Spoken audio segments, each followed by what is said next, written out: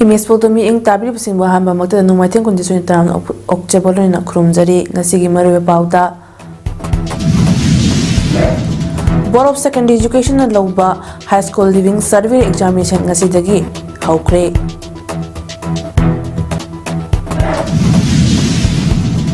Kaksing wari Panjau Palom da laiba All As Home da 46 AR na multipurpose set ama saba lori duna pushina kre.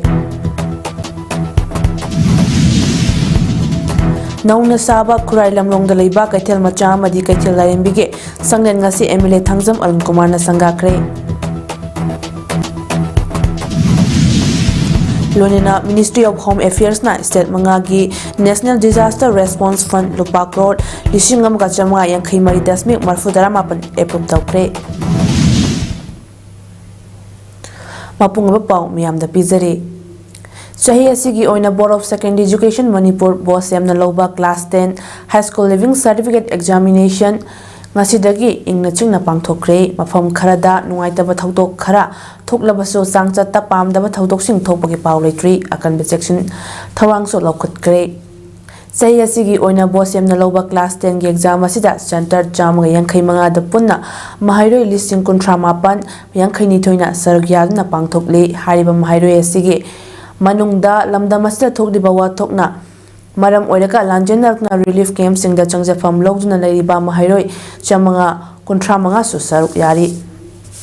exam asi ching amasung tamda punna center chama yankhai manga da pangthokliba sigi manungda chingda exam center humphuni thoi amadi tamda exam center marfutara humdoini pangthokliba exam asi government school chahum taruki mahairoi lising nipan chamri humphunipan Private School Chamanga Marfo Humdogi Mahairoi Lising Kuntare Chahum Humfutara Mari Amadi Government Aided School Humfugi Mahairoi Lising Ama Chani Tarana Saruk Yari Ngasidagi Hauduna Pangthukliba exam asida Bosemgi staff singna Saba Flying Squad singna exam center sing asida Chatna Ingna Chingna exam Pangthuknaba Amadi Nataba Pambai Sijinnadalaba Yingsile Ayuk Anganbadagi Hauduna Imphal Mayolgi lambi sing exam asigidamak chathok chasin tawba amadi mama mapa oiba singna macha sing exam center singda tinna bohona bada traffic jam oiki exam center gi mapanda mama mapa oiba singna exam loiba ngaina ke exam asibo santi leina ingna chingna pangthokna naba authority gi maiki dagi honaba yaba thapak sing laukhali Chaliba chahi asigi oina Board of Secondary Education Manipur na lauba High School Living Certificate Examination lisingani kunmanga gi ahoba numit ki oina Kaksing District ke headquarter oriba Kaksing the Examination Center anida punna mahairoi chamanga humfutara mapanna saruyadna yamna ingna chikna examination pangthokpa hokre ngasidaki pangthokpa hokiba examination atuda center number 97 oriba Kaksing Higher Secondary School da Tongan Bay School Nipan daki nupi mahairoi chamani fuhum doi amasung nupa mahairoi chamani fumathoi punna mahairoi chani marfu marina exam asida saruyari lunena exam center number 98 Victory High School Kaksing da tongan ba school ahum dagi nupa mahairoi chamani funithoi amadi nupi mahairoi chama yankhai humdoi punna mahairoi chani marfu examination asida saruyari ngasi ahanba numiki examination aduda mahairoi singna yamna ingna chingna santi leina nataba upai amata sejinadana examination adu pangthoki Kaksing police ke maiki dagi su thokhaningdaba pamdaba thawdo wa thoktanaba section thawang so lokhatki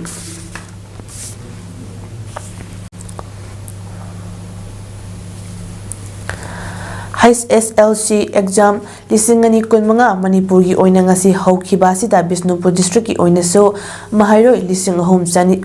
chanipan marfu taret gi manungda lising ahum chanipan marfu ni thoina exam phamduna hongdokre mahairoi manga absent oikre district asigi oina Anita Standard High School Kwakta Loyalam Public School Moirang Khuno Children's Model Academy Thanga High School Thanga Moirang Multipurpose Higher Secondary School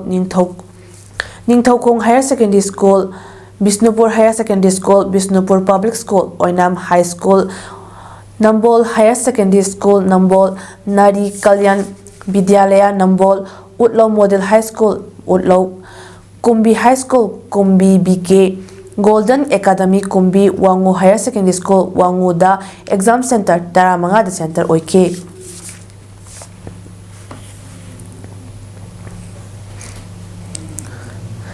Jiribam District Oinaso Center Ahom Jiribam Higher Secondary School Borobekra Higher Secondary School Amadi Sorok Atingbi Government High School Singda Santi Oina exam pangthoki Jiribam Higher Secondary School ge center da punna Mahairoi Chamaga Marfutara Humdoida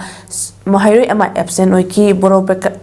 Borobekra Higher Secondary School da retransfer tauduna punna Mahairoi Chama Humpumathoi thaki ama absent oiki aduga Sorok Atingbi Government High School ge center da punna Mahairoi Chama Humputaya thaki ngasigi pangthoki ba exam asigi matangda Jiribam Higher Secondary School Center ki OCKH Indi Kumar Singh na haikibada ngasi board exam asi Aikoi School Center number 35 asida chatra Chamaga Marfutara taruk thagadabni adubo subject fail thaba chatra khara yaubana maram oiraga total allot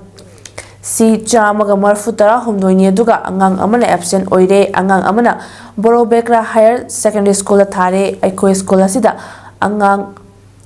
total da Chamaga Humpumathoi thari exam asige SO oina Oja Kamaljet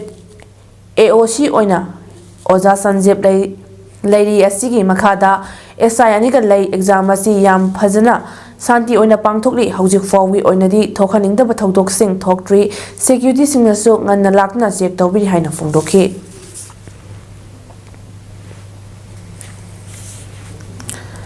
Bosem na lauduna ngasi pangthokiba SSLC examination da Imphal West District ki Uchiwa High School da hangba exam center da police personnel amana Mahairoi singda not pishilamba thengnabadagi desam gi thongmi singna farubada mafam aduda lairamba guardian singna Irang haurakri hairi hiramasiga mailenena kwa kaithel da leiba lup asigi office da pangthoba paumi singa unaba amade desam gi secretary general and thoithoibana phongdokhibada bosem gi order amagi matung inna ngasi asi mailambi da leiba tongan tongan ba exam center tareta desam gi thomi singna exam yengsin basatki exam center ayambada Mahairoi singna nataba pambai sijinaramba thengnabadagi desam gi thongmi singna fakatki lonena Uchiwa da leiba Uchiwa High School gi center asina khwaidagi mawong maril tadaba mawongda exam pangthoknamduna center asigi akobida khongban chenbagi mami changwa taramki maru oina center asigi manakta leiba boarding amadagi miyoi amana puthorakpa ngasigi exam asigi pakhum iba yamlaba noching huidrom prem kumar kauba police person amana Mahairoi singda pirambadagi desamna fakhi haiba police person asi hek farubadagi mafam aduda leiramba guardian singna irang hauratuna desam gi thongmi singda omselakpadagi desam gi thongmi sing adu safagada mafam amada leidaba matung ahema police laklaga rescue tawrakhibani marambasna ngasi gi thawdo asida chenaba police personnel amadi note tawduna exam pangthoknaba hotnabada saukalliba mama pasingi mathakta bosem amadi police department na akan action Lowbiu Haiki Amaromda School Authority Singi Asoibana Maram Oiraga exam Thaba Pangdraba Sawmungi P Namjulong High School Amadi Lapopatera High School gi Mahairoi Singi career Asi Mangdanaba Bosemna Akanaba Thorang Ama Paikat Piu Haina Makata Napil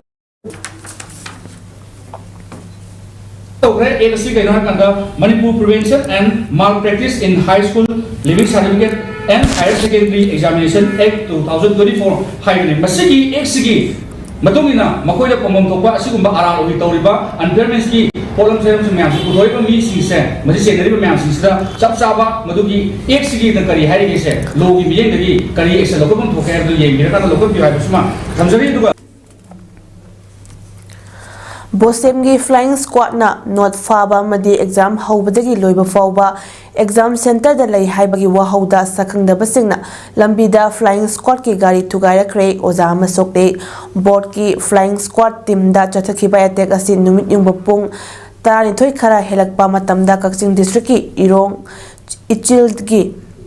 Lamlong ahum da thokibani thaudo asigi matangda Bosemgi Flying Squad oina chatliba inspection team adugi leader oriba Anan Babu yumnamna phongdorakpada ngasi pangthokliba exam asigi oina makhogi team asina irong chesabada leiba irong high madra madrasada duty taki center asida unauthorized oiba miyoi kharasu leirambagi mathakta mahairoi singi marakta su aramba pambai sijanaba thengnabadagi fagatki team maduna mahairoi lop kharaga lonina duty tawraba matung exam loibaga thorakhi adubu team maduna irong ichilge lamlong ahom yorakpada gari anida lakpa sakhangdaba miyoi khana center aduda kuina leiriba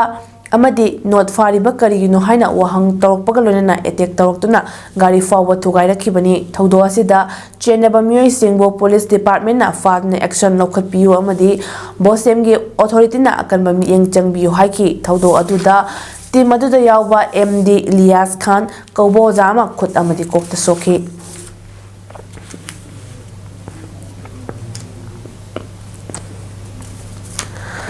School authorities singia soibana maram oiraga mahairoi khara exam thaba fangkhidre hariba thaudo adubu tijinaba bosem gi maikidagi miyoi manga na saba committee ama semle haina bosem gi secretary SG Telal na fongdokre wapamasi school authority gi asoibana maram oiraga career mangba yana leiraba mahairoi sing asigi matangda bosem na kari thabak lokhadibage haibagi matangda Image TV news ka akhanna bonaba amada haikibani Jitel na makha taraduna sawamungda leiba pi namjulong high school gi mahairoi singi thokliba thaudo asida bosem gi maikidagi di karigumba soiba mata lekhide thaudo asida victim oiraba mahairoi singi career asi matau karamna kanba yagadagi haiba do bosem gi maikidagi su yengsinuna thaudo asibu thijinaba DMU gi former controller Dr. KH Gokunchandra luchingba miyoi mangana saba team ama semne haiba committee asina mahairoi sing asi Asing by school asida chahi ani gi mamangdagi tamlakpa mahairoi amadi oza singye soibana karino haibadu thijingani haiba thijinba adugi lakpa report adugi matung ina bosem na so mathau taba thabak lokhatkani lonena ngasi exam center amada bosem gi flying squad team gi gari thugarakpa amadi mahairoi singda note pishinaba Police personnel chenabagi thodok yauna irang khara thokpa yauriba sisu mathau taba action lokhatnaba mai leinaba police station singda khanghalagani haike Hai bangang singsigi moi mapunsi se sahi ni lai tamne adu parikha tharam dai situ si moi na parikha thabya ho se boto gi su mai taba koi gi thodok umane nai haijage adu moi gi sigi special arrangement tawdra tawroidra kal minus singani angang singi mapun simangdana ba kali tawdage habidi sigi inquiry committee sigi magi findings and recommendation da koi work tawra Ngasidagi hoduna pangthokliba high school living certificate examination gi school authority na form fill up tawramdabadagi exam thaba yakhidraba sombung sariam da leiba pin Namjoglong High School gi mahairoi kuntra mathoi bosem gi maikidagi mahairoi singi yengduna exam asi thaba yana ba thorang paikhat piu haina mahairoi singna bosem gi pungning singsilakpaga lonina pi Namjoglong High School matam chupagi oina thingjin bina ba parents singi maikidagi fongdorakle Wapama singasi mahairoi singi punchi kanbiu hadna school asida parents sing yauna mahairoi singna chathakiba protest ka mailenena fongdokibani mahairoi kayagi mahut chenna tampasana na fongdorakpada mahairoi singi yamna maru oina lauriba HSLC examination thana prepare tawraba matung thaba phangdaba haibase tasing laibak thibani school authority na niyom sumna mahairoi gi matam gi oiba thabak sing registration na chingba tarom dabagi ngasi mahairoi sing na exam asi thabak phanggribani adumapo mahairoi sing yengduna bosem na ngasi dagi hauduna pangthokliba exam asi thaba yana ba khongthang paikhat piu haiba apel taroduna mahairoi sing gi punsi kanbina ba wafam su fongdorake pamde eduna exam than biyo khoi gi di chahi ma mo pamdabni na exam than biyo aduga bosem gi side gi su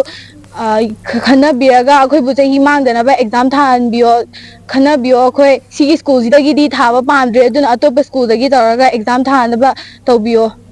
si haijage Nakalamaromda mahairoi singi punsibu karishuletna lauriba Pinam Joglong High School asi matam chupagi oina mari leinaba singna thingjinbiu chahi asida HSLC exam thaba mahairoi sing khagdanatna haurakliba mahairoi kaya asigi class 8 tagin hauna registration tawdaba maramna ngasi mahairoi tariba khudongthiba thawdok asi haurakliba mahairoi singdasu soina mayoknagani school asi thingjinduna haurakliba mahairoi singi punshi kanbiu lonena school asigi yamlaba mahairoi singi mahairoi sing atope school singda hongdokpa yanaba bosemgi maikidigi sinbibaga lonena HSLC exam thaba phangdana leiriba mahairoi singi yengduna exam thaba yanaba khongthang paikhat piu haiba apel su tawrakhi इचादा मतलब mama को बाबा जा जाए तो बा इचाला इकाई हम को ना बता मथि बाबा बाबा लेकिन मन भाई चंगा बा कोई ना बस रही बा कोई बना बे तो दवा बनो बा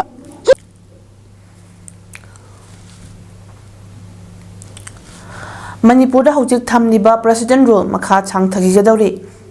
all amadi new secretary ta leramba minister sing office sing general administrative department na thong lonsin ba hokre Manipur gi governor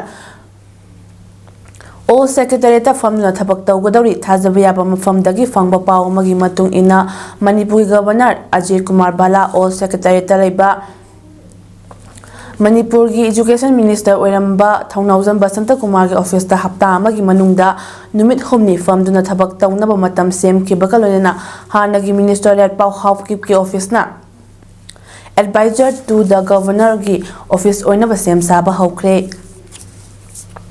Hariba khongthang asi tha asigi tara Manipur governor Ajay Kumar Balana chair lautna chief secretary PK Singh security advisor Kuldip Singh DGP Rajib Singh makok thongba official Singh amadi district commissioner Singh na yauna chathakhiba mifam adugi matung ina ware pasi lawrakhibani hari lonena governor gi thabak thoramda mateng pangnana bastar asigi deputy secretary amadi masigi mathakta leiba office ani Tharaknabagi chief secretary da aiba cherot pidna khangalakre hari oirakli fiba masina lamdam asida tha asigi tara homdoida thamlakkiba president rule asi makha sangthabagi mami ama uri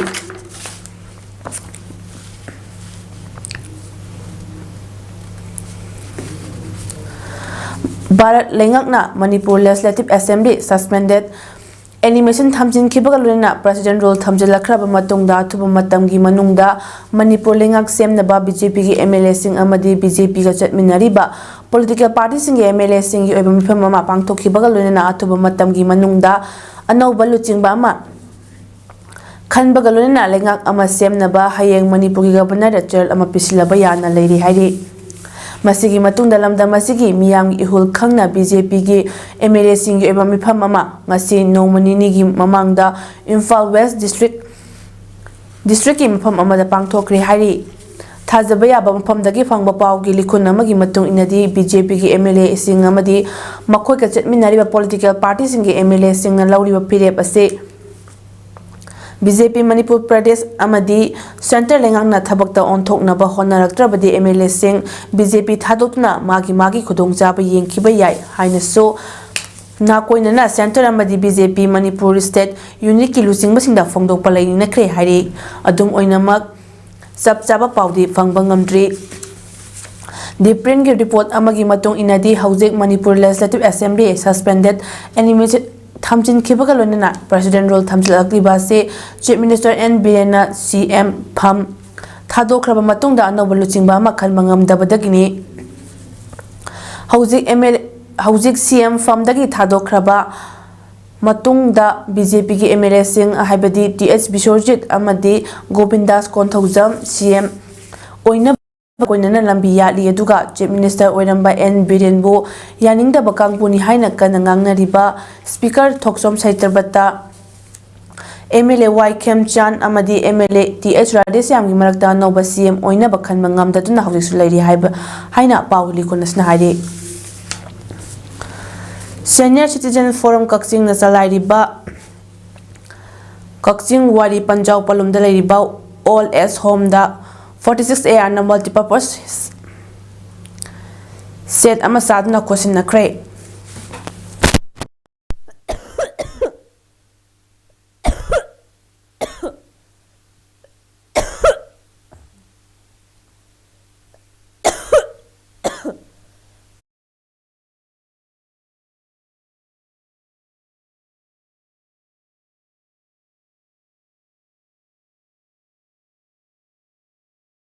ꯂꯥꯟꯖꯦꯟꯅꯔꯛꯂꯕꯁꯤꯡ ꯆꯪꯖꯐꯝ ꯂꯧꯗꯨꯅ ꯂꯩꯔꯤꯕ ꯃꯐꯝ ꯑꯃꯅꯤ꯫ ꯃꯐꯝ ꯑꯁꯤꯗ ꯆꯪꯖꯐꯝ ꯂꯧꯗꯨꯅ ꯂꯩꯔꯤꯕꯁꯤꯡꯒꯤ ꯆꯥꯛ ꯊꯣꯡꯐꯝ ꯂꯩꯇꯕꯗꯒꯤ ꯃꯇꯝ ꯁꯥꯡꯅ ꯈꯨꯗꯣꯡꯆꯥꯗꯕ ꯃꯥꯌꯣꯛꯅꯗꯨꯅ ꯂꯥꯛꯄꯗꯒꯤ IGAR Southꯀꯤ ꯃꯤꯠꯌꯦꯡ ꯃꯈꯥꯗ ꯀꯛꯆꯤꯡ ꯑꯣꯜ ꯑꯦꯌꯔꯄꯣꯔꯠꯇ ꯂꯩꯕ 28 ꯁꯦꯛꯇꯔ ꯑꯁꯥꯝ ꯔꯥꯏꯐꯜ ꯍꯦꯗꯀ꯭ꯋꯥꯔꯇꯔ ꯀꯛꯆꯤꯡꯒꯤ ꯃꯈꯥꯗ ꯊꯧꯕꯥꯜ ꯗꯤꯁꯇ꯭ꯔꯤꯛꯀꯤ ꯐꯨꯟꯗ꯭ꯔꯩꯗ ꯂꯩꯕ 46 ꯑꯁꯥꯝ ꯔꯥꯏꯐꯜꯅ ꯑꯆꯪꯕ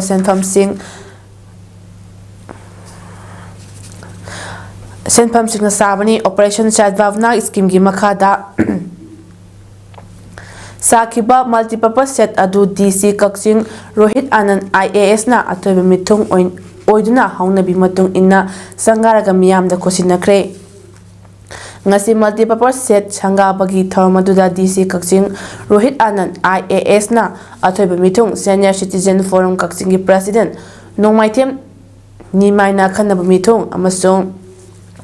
46 ARꯒꯤ CO ꯀꯔꯅꯦꯜ ꯁꯤꯕꯦꯟꯗ꯭ꯔꯅ ꯊꯧꯔꯝ ꯃꯄꯨ ꯑꯣꯏꯗꯨꯅ ꯈꯨꯠꯁꯤꯟꯅꯈꯤ꯫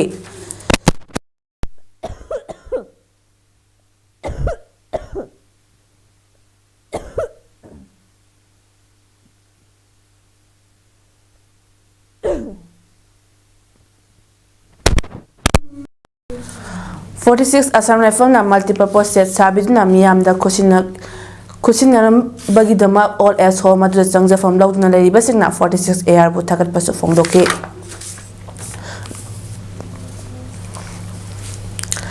ꯀꯪꯂꯩꯄꯥꯛ ꯃꯅꯤꯄꯨꯔꯒꯤ ꯑꯄꯨꯟꯕ ꯉꯝꯈꯩ ꯉꯥꯛꯅꯕꯒꯤꯗꯃꯛ ꯈꯨꯠꯂꯥꯏ ꯄꯥꯏꯗꯨꯅ ꯂꯥꯟꯊꯦꯡꯅꯒꯅꯤ ꯍꯥꯏꯗꯨꯅ ꯁꯤꯕ ꯀꯤꯗꯨꯅ ꯆꯣꯡꯊꯣꯔꯛꯈꯤꯕ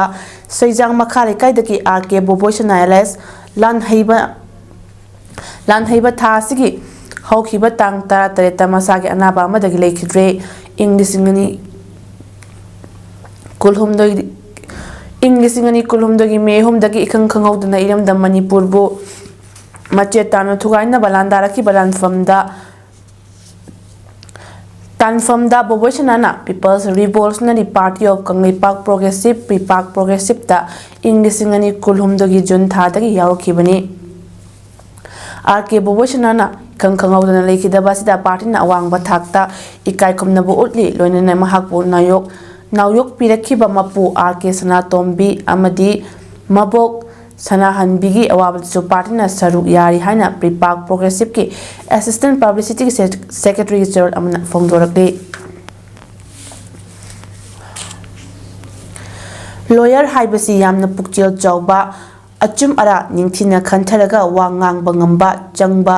ꯁꯤꯟꯐꯝ ꯑꯃꯅꯤ, ꯕꯤꯖꯤꯅꯦꯁ ꯅꯠꯇ꯭ꯔꯒ ꯏꯁꯇꯥꯕ꯭ꯂꯤꯁꯃꯦꯟꯠ ꯅꯠꯇꯦ ꯍꯥꯏꯅ ꯗꯤꯁꯇ꯭ꯔꯤꯛ ꯑꯦꯟড ꯁꯦꯁꯟ ꯖꯖ ꯕꯤꯁꯅꯨꯄꯨꯔ ꯅꯣꯡꯊꯣꯝꯕꯝ ꯀꯤꯔꯇꯤꯆꯥꯔꯅ ꯐꯣꯡꯗꯣꯛꯈ꯭ꯔꯦ꯫ ꯋꯥꯐꯝ ꯑꯁꯤ district and session court complex ꯕꯤꯁꯅꯨꯄꯨꯔꯒꯤ ꯕꯥꯔ ꯍꯣꯜꯗ ꯗꯤꯁꯇ꯭ꯔꯤꯛ ꯕꯥꯔ ꯑꯦꯁꯣꯁꯤꯌꯦꯁꯟ ꯕꯤꯁꯅꯨꯄꯨꯔꯅ ꯁꯤꯟꯗꯨꯅ ꯄꯥꯡꯊꯣꯛꯄ ꯑꯦꯁꯣꯁꯤꯌꯦꯁꯟ ꯑꯁꯤꯒꯤ 33 ꯁꯨꯕ ꯐꯥꯎꯟꯗꯦꯁꯟ ꯗꯦꯒꯤ ꯊꯧꯔꯝꯗ ꯑꯊꯣꯏꯕ ꯃꯤꯊꯨꯡꯂꯦꯟ ꯑꯣꯏꯅ ꯁꯔꯨꯛ ꯌꯥꯗꯨꯅ ꯐꯣꯡꯗꯣꯛꯈꯤꯕꯅꯤ꯫ ꯃꯍꯥꯛꯅ ꯃꯈꯥ ꯇꯥꯈꯤꯕꯗ ꯂꯣꯌꯔ ꯍꯥꯏꯕꯁꯤ ꯀꯠꯊꯣꯛꯄ ꯉꯝꯕ ꯑꯃꯁꯨ ꯆꯪꯏ, ꯅꯠꯇ꯭ꯔꯒꯗꯤ ꯖꯁꯇꯤꯁ ꯗꯦꯂꯤꯚꯔꯤ ꯁꯤꯁꯇꯦꯝꯗ ꯑꯆꯧꯕ ꯁꯤꯡꯅꯕ ꯑꯃꯁꯨ ꯑꯣꯏ꯫ ꯃꯔꯝ ꯑꯁꯤꯅ ꯂꯣꯌꯔꯁꯤꯡꯅ ꯖꯁꯇꯤꯁ ꯄꯤꯕꯗ ꯗꯤꯂꯦ ꯇꯧꯗꯅꯕ ꯍꯣꯠꯅꯒꯗꯕꯅꯤ꯫ ꯖꯁꯇꯤꯁ ꯗꯤꯂꯦ ꯇꯧꯔꯒꯗꯤ ꯃꯤꯌꯥꯝꯅ ꯊꯥꯖꯕ ꯋꯥꯠꯂꯛꯀꯗꯕ ꯁꯤꯟꯐꯝ ꯑꯃꯅꯤ ꯍꯥꯏꯈꯤ꯫ ꯊꯧꯔꯝ ꯑꯗꯨꯗ ꯗꯤꯁꯇ꯭ꯔꯤꯛ ꯕꯥꯔ ꯑꯦꯁꯣꯁꯤꯌꯦꯁꯟ ꯕꯤꯁꯅꯨꯄꯨꯔꯒꯤ president Wahengbam Lata, retired director prosecution ꯑꯉꯣꯝ ꯅꯤꯂꯆꯟꯗ꯭ꯔ, ꯐꯥꯁꯠ ꯇ꯭ꯔꯦꯛ ꯀꯣꯔꯠ 1 ꯏꯝꯐꯥꯜꯒꯤ public prosecutor Tongbram Bipin Chandra, chief legal aid defence counsel Bishnupur Yelam Ramananda, chief legal aid defence counsel Imphal west Pukhrambam Premchand ꯑꯃꯗꯤ chief legal aid defence counsel Imphal east Irengbam ꯕꯤꯀ꯭ꯔꯝꯖꯤꯠꯁꯨ ꯊꯧꯔꯝ ꯑꯗꯨꯗ ꯈꯟꯅꯕ ꯃꯤꯊꯨꯡꯂꯦꯟꯁꯤꯡ ꯑꯣꯏꯅ ꯁꯔꯨꯛ ꯌꯥꯈꯤ꯫ ꯊꯧꯔꯝ ꯑꯗꯨꯗ ꯗꯤꯁꯇ꯭ꯔꯤꯛ ꯕꯥꯔ ꯑꯦꯁꯣꯁꯤꯌꯦꯁꯟ ꯕꯤꯁꯅꯨꯄꯨꯔ ꯂꯤꯡꯈꯠꯄꯤꯔꯝꯕ ꯂꯥꯏꯑꯣꯏꯈ꯭ꯔꯕ ꯑꯍꯜꯁꯤꯡꯗ ꯂꯩꯁꯨ ꯀꯠꯈꯤ ꯑꯃꯗꯤ ꯃꯈꯣꯏꯒꯤ ꯊꯋꯥꯏꯅ ꯂꯥꯏꯔꯝꯂꯦꯟꯗ ꯏꯪꯅ ꯆꯤꯛꯅ ꯂꯩꯔꯨꯅꯕ ꯃꯤꯅꯤꯠ ꯑꯃ ꯇꯨꯃꯤꯟꯅ ꯂꯦꯞꯇꯨꯅ ꯇꯥꯏꯕꯪ ꯁꯦꯝꯕꯤꯕ ꯃꯄꯨꯒꯤ ꯃꯐꯝꯗ ꯊꯧꯅꯤꯗꯨꯅ ꯍꯧꯗꯣꯛꯈꯤ꯫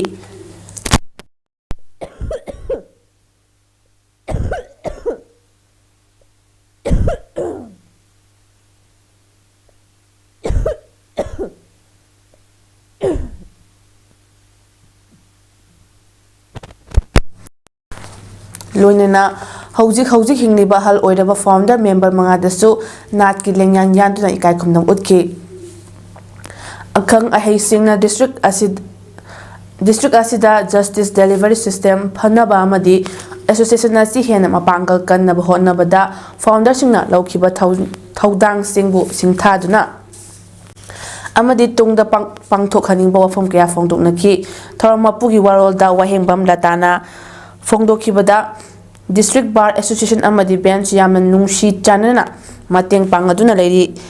maramasna miyamna association asina miyamgi thabak tawangam naba miyamna association asibo mateng pangbiu haiki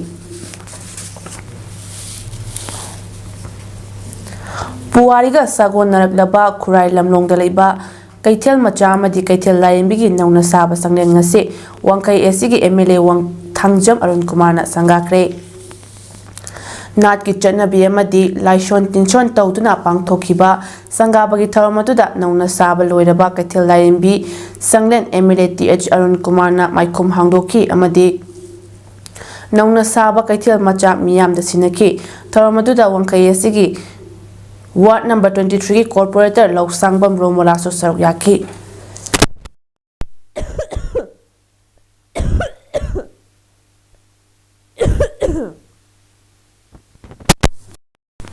Ngasi Sangaki ba Kaithel Layenbigi Kubamda Kaithel Pamli Biamadi Thorom Saryaki Basing Punna Saryaduna Tawni Thorom Pangthoki Sangabagi Thorom Gamailenana MLA Thangjam Arun Kumar Nahai Manipurgi Oinadi Kaithel Haibasina Khwaidagi Maru Oiba Economic Activities Sing Chathariba Mafam Amani Asigumba Chahi Cham Helaba Kaithel Asina Khunai Asina Yumthong Kayagi Imung Puduna Lakde Kaithel Asidagi Macha Masu Matik Jabami Amam Oinaba Hotnari amadi khunai asi sembada mateng pangli haiduna kaithel asi semgat pa haibase tangai fadaba khongthang ni khanduna angamba khara telaba matam asida pangthoknaba honakhibani makhata nasu miyam gi thabak matam chana pangthoknaba hotnagani hainasu MLA Arun Kumar na thajaba thamke yam nungai jaba aduna ikoi mayam puna kaithel asi masak thokna nana luna thamminasi asi thamno hona bada kai puna mak thawdang puna lominasi aduga igi site gisu ai ngamyam kai imai bel singi chechel singe award pa do yeng sinjara kanda makha tara khodasu thabak thorum kaya ba paikat jaba imana thawjang bidna namjabo ijage ai pa pafum kharaji thamjaraga mayam puna thagache Bisnupur amadi Imphal West District Taleva Fish Farmers Singi Oiba One Day Financial Literacy Camp Kam Jan Suraksa Campaign SBI Loktak HEPA Branch LDM Thobal District People's Resource Development Association PRDA Bisnupur Veterinary Department Bisnupur amadi Fishery Department apunna khusamnana senduna PRDA Bisnupur gi Conference Hall dangasi pangthokre tharamatuda Thobal District District Manager Maitram Uttam Singh SBI Loktak Hepagi Branch Manager KK Kanharai Veterinary Department ki Medical Officer Dr. Arjun Singh UNICEF ki Consultant Maitram Arun Singh na thoiba mithungnen Singh amadi wangangloi Singh oina saru yadna pangthokhiba tharamatuda fish farmer singda nga yukna pothok marang kaina pothok pangamna ba amadi jan suraksa ki kanaba lawba ngamnabagi matangda awareness pike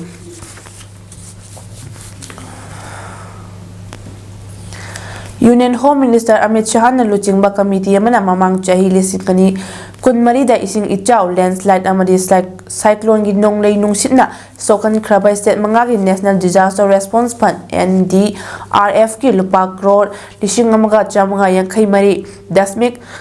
Marfu Taramapan Additional Central Fund approved Tarokle Senpa Masidage Lupa crore Chatruk Nipan Dasmik Nipana Andhra Pradesh Lupa crore Chamaga Humputara Dasmik Mamapana Nagaland Lupa crore Chani Yankai Mari Dasmik Kunmarina Orisha Lupa crore Chani Kuntramatoi Dasmik Humputara Mangana Telangana Amasung Tripuragina Lupa crore Chani Marifutara Nipan Dasmik Marfuta Humdoini approved Taukiba Asiga Mailenana Union Home Minister Amit Shahna Magi extra Tadok Powarolda Mahausana Tokan Bataudoxing da Amangata Chaiteng Panglabasing Damakta Modi government Nungjaw Gumling na Lepli Ngasi Minister of Home Affairs na Approve tawriba ahenba mateng asi state kuntaret ki SDR fund gi makhada center na thadokraba lupa crore lising taranipan chahum kunithoi dasmik marfugi mathaktani haike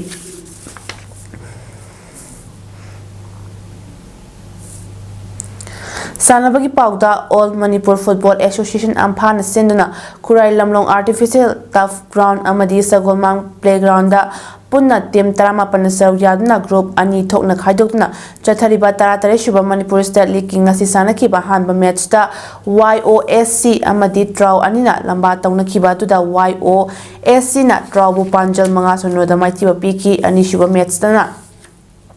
Nako Amadi SFC na sana kiba match dana Team Animakna Panjal Amamam Chanaduna draw oike.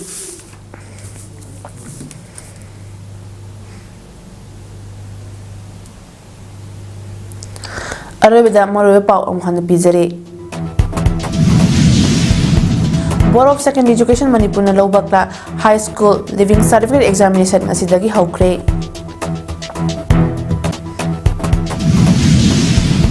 Kaksing wari Panjau Palum Daleba All S Home da 46 AR na multipurpose set ama saba lordo na kushin na kre. Nauna Shaba Kurai Lamlong Daleba Katil Majama di Katila and Bigi Sanglen Nasi Emile Tangtam Arun Kumana Sanga kre. Lonina Ministry of Home Affairs na State Mangagi National Disaster Response Fund lupa crore lising amaga chamanga yang kai mari dasmik marfu taramapan approve tawkre. Imes PAODAM pijuba matang sa losin jari meeting tabirip sumuk kurum jari.